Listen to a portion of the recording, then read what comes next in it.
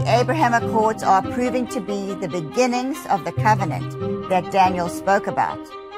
Saudi Arabia joining the Abraham Accords will be a huge step towards peace in the Middle East, and I think we'll see many other Arab nations joining these accords as well. It's not just about understanding what the Bible predicts for the future, but also embracing hope.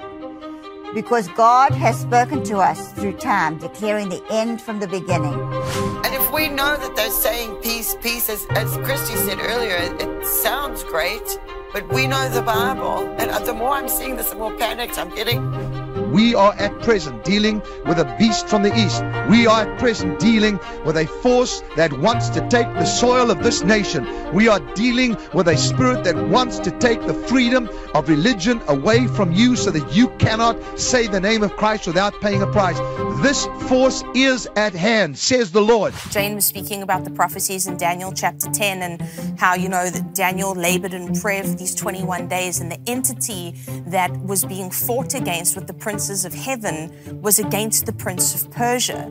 Now, we look at that in ancient times and we can see now a correlation to today where Iran and Iraq are part of this modern day Persia. They were part of ancient Persia. So this entity, the spirit that pushes against Israel is still pushing because God said they're mine. The Russian-Iranian alliance is what it has to do with Saudi Arabia because there's Russian interest invested now in modern day Persia. And it's the same spirit that was operating thousands of years ago when Daniel was in war. Again, our battle is not against flesh and blood, it's against principalities and powers and against rulers of this dark age. But it's the same entity, it's the spirit. And so yes, it can, it can feel a little stressful sometimes to look around. I personally get very excited because I think, oh yeah, maybe the trumpet's going to go very soon and that's going to be fantastic because that's what we're all waiting for. But it's just to know this is something foreseen thousands of years ago. God is completely in control. He knows the end from the beginning. He's the Alpha, the Omega, the beginning, the end. He knows all, sees all, and He is perfectly in control of what's going on.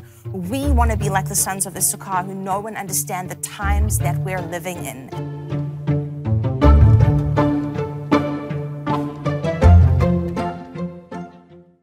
Thank you so much for watching. I'm sure you're wondering, where is the rest of the broadcast?